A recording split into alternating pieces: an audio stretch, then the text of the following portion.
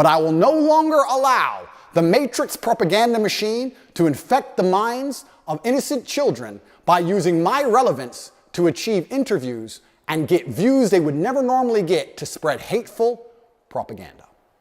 Immediately following the release of his viral BBC interview, and after his Twitter post went viral where he detailed what really happened between him and the BBC before they turned the cameras on, Andrew Tate decided to record and release a full video statement addressed not only to the media in the Matrix, but also to the massive amount of fans online that have shown him so much support in the comments of this viral interview.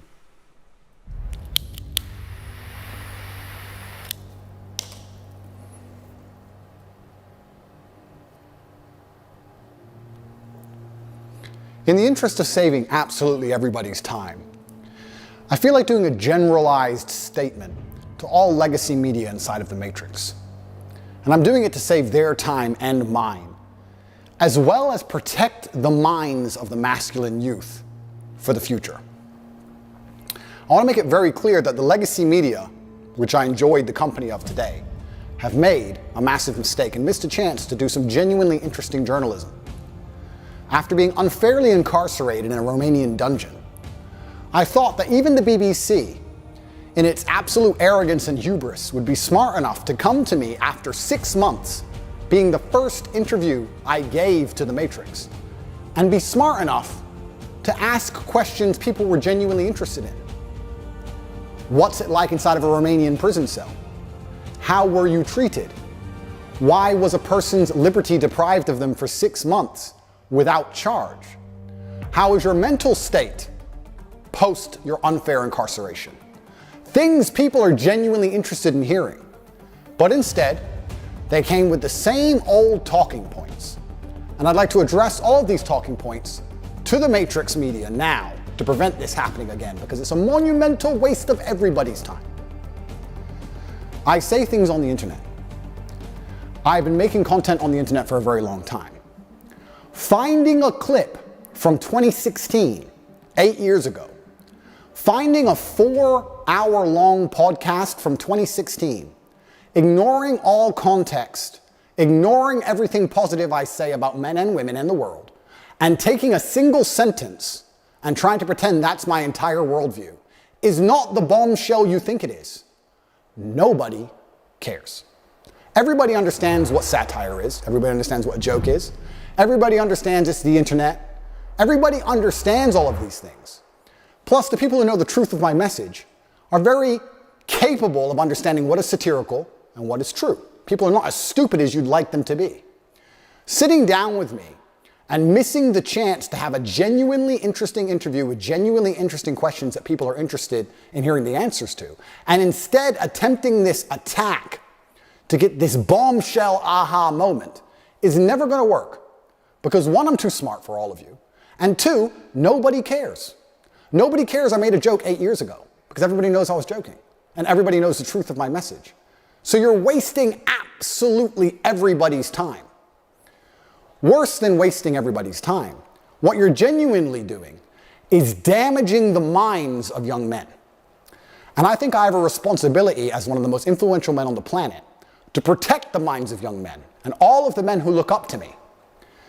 Nobody, no young man below the age of 30 has any interest in what the BBC or the legacy media say. They don't care and they don't watch it, unless I appear on there. So when I sit across from a reporter who says that having a nice car makes you a misogynist, it's disingenuous. And also financial success correct. With a Bugatti and a cigar, but it comes with a side order of misogyny. How does having a Bugatti and a cigar come with misogyny? Because it's all mixed together in what you teach. I find that to be extremely dangerous rhetoric. I find that to be extremist rhetoric. And I think it's very dangerous for young men to think if they work hard for something in their lives, if they dedicate themselves and they're diligent and hardworking and they try hard, that they'll be a bad person. I hate the idea of a world where a man who dedicates himself to excellence so he can enjoy the finer things in life is criticized and ostracized and called horrible names purely because he's been a hardworking male. And I don't like young men hearing these extremist ideas. And they're only going to hear these extremist ideas if they watch the BBC, which is an extremist organization. And they're only going to watch the BBC if I talk to the BBC. So I feel like now that these people have proved themselves to be extremist and very damaging to the minds of young men, I have an obligation to not interact with them very much because I don't want them spreading their extremist propaganda. We have a men's mental health crisis. Young men are disenfranchised. The suicide rate amongst men is much higher than women, and everybody pretends to care. But when I come along and say, I am a man, I've been a man, I know how it feels to be a sad man and a happy man, and I found happiness through masculine achievement and strength, through working hard in the gym, through dedicating myself, through building a life worth living, through taking care of the people who I love, both male and female, through becoming financially successful, through sticking up for myself, through having opinions, through being a man of honor and courage.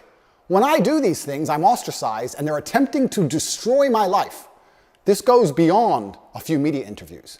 They are attempting to put me in jail and destroy my life because I am helping young men. They don't care about men's mental health. They have no interest at all. In fact, the ideas they purport, like I've just explained, are genuinely damaging to the mindset of young men. On top of this, they waste everybody's time because their aha moment never works. Nobody's interested in it, and I destroy them with ease. But my hourly rate is high. It's not very fun for me to do. I just do it. It has to be done, but I don't particularly enjoy it.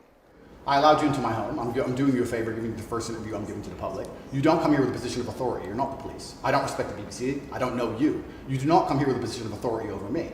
We are equals. We are people. We're citizens of the world, and we sit here as equals. And I see you as my equal, and if you ask me questions, I can ask you questions back. For you to come here and sit down and pretend you're the Gestapo and that you don't have to answer my questions is disingenuous because I don't owe you anything. Asking questions and you answer. But I don't owe, no. However you want. This is a conversation, and I don't owe you any degree of authority over me. So let's make that clear. And that doesn't matter if you're a man or a woman or from the BBC or the CNN. I'm here to answer your questions and be honest with you and do you a favor. Great. And I'm doing you a favor. But you come here with loaded questions. You're trying to paint a narrative of me which is negative. I'm asking you about things you've said that people are concerned about. And that's fine. But you're not going to sit here and say you don't answer my questions because you're not above me. Not only is Andrew Tate doing a favor for these media outlets by doing an interview with them and getting them so many views and clicks online that they would never get on their own, but he's also doing a favor for himself. Because when he does interviews with these traditional media outlets and he highlights their targeted liberal agenda, the ridiculousness with which they ask questions and bring up information from 7-8 years ago from one little clip, and it shows how they frame certain people that actually commit crimes in such a positive light, and then how they frame certain people that just create controversy like Andrew Tate in such a negative light. And because of the articulate, calm, and confident way in which Andrew handles these attacking questions on a consistent basis, it creates even more hatred for these media outlets online and even more support for Andrew Tate online. Now, unfortunately, Andrew won't be doing any more interviews anytime soon. That is, unless these media outlets pay up and bring him a box of chocolates. In the interest of spreading good and positivity in the world, which is my number one objective, I am making this clear to all legacy media outlets. I will no longer interact with you for free. Nobody cares that you lie about me and nobody cares what you say. You have destroyed all of your credibility in the last 4 years of constantly lying about everything. And continuing to lie about me will only destroy your credibility further. I have an organization called Tate Pledge, which you can see. Go to CobraTate.com and click at Tate Pledge, and you will see that I dedicate $25 million a year to feeding children, both male and female, in war-torn countries. I would like to think that even the legacy media can agree that feeding children in Sudan, or Turkish children after an earthquake, or Syrian children in refugee camps is a pretty positive thing to do for the world. In my last BBC interview, she tried to spin it and say that what I'm doing is somehow negative because I'm only doing it for myself. But this is the level of delusion these people operate under. Because some people would look at that and say, okay, so before you got money from attracting people to your website by making controversial comments, but that might have got you into trouble. And so now you're looking for a new market. You're looking for a new market of followers who are attracted by a different sort of persona. I've always done the charity work, so that is obviously incorrect. And I have proof that I've always done the charity work, so you're wrong. Tate Pledge is funded 100% by me. This is my personal money. But I believe if the legacy media is intent on spreading hate, intent on spreading extremist ideologies, which it seems they are. Not only the extremist ideology that men shouldn't work hard, but also a bunch of other ones which I don't need to mention because most thinking people understand what the legacy media is trying to purport on not only the population, but the young children of the world. And what they are trying to push is far more damaging than me saying you should go to the gym.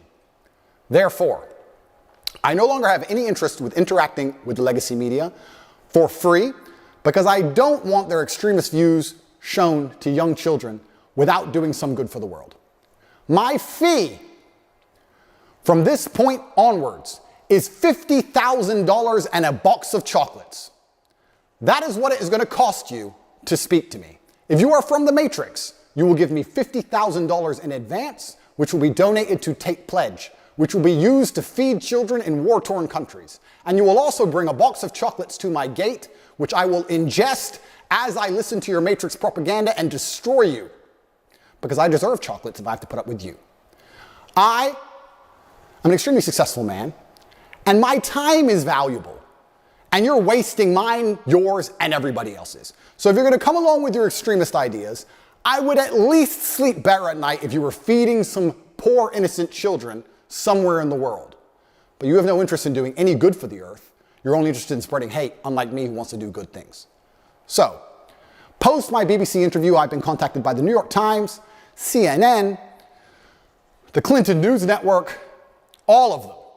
And they're all desperate to interview me because they understand the number of views it will get. I want to try now, I want to try now. And they all want to try a different version of the same aha moment. Not understanding, because they're completely detached from reality, that it's not an aha moment and nobody cares. They're not interested, they're not smart enough to look at the board of the chessboard and say, this isn't going to work. Let's ask him questions people actually care about. They're not that smart. So if you want to waste your time and mine, that's what it's going to cost you. $50,000, I managed to procure meals at around 80 cents each, so we'll feed over 60,000 children for wasting an hour of my time, plus a box of chocolates. That is my fee from this point forward. I will still speak to non-Matrix media outlets who are interested in the truth, interested in asking interesting questions that people want to hear the answers to. I will still be available to do my own podcasts and tell the truth. But as long as legacy media retain their reputation as peddlers of extremist ideology, I no longer have any interest in promoting them and making them relevant.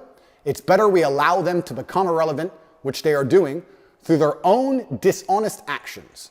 I will no longer interact with any of you for free ever again. So, to the 64 journalists who have emailed me so far since the BBC interview, do you have $50,000 in a box of chocolates? Because I'm not interested in speaking to you for any other reason. I actually think I'm being quite kind only charging 50 grand. I should charge 200 grand, but I'm a nice man. And $50,000 will still feed a lot of children. I promise any legacy media outlet that pays me the fee can have an interview. And I also promise to provide full accounting and receipts to prove that that money goes directly to charity, to feeding children in war-torn countries. But I will no longer allow the Matrix propaganda machine to infect the minds of innocent children by using my relevance to achieve interviews and get views they would never normally get to spread hateful propaganda. If you can't afford me, you're going to have to go back to just lying about me without speaking to me. Because God knows the truth, I know the truth, most of the world knows the truth, and I genuinely believe that Allah is the best of planners, and whatever happens to me, regardless of whether I am martyred, regardless of whether they put a bullet in my brain, I know what I have done is good for the world, and the things I will do will continue to be good for the world. Get your checkbooks out, or don't email me at all, because there will be no compromise. I don't care what you try and do and say to goad me into an interview. You can lie about me all you want. It's what you do already. I'm not afraid of your lies. It's going to cost 50 grand plus a box of chocolates.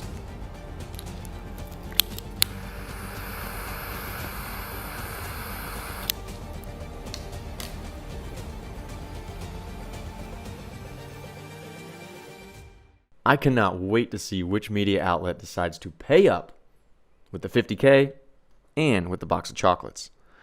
because Andrew Tate is still on house arrest, so any media company would have to show up at his house, not only with the money, but also with those chocolates if they want to do an interview. But if there is another interview that Andrew Tate does with any of these outlets, I'll be sure to post about it, so subscribe if you want to see that. If you want to check out another one of my Andrew Tate videos, you can click right here. As always, thanks for watching.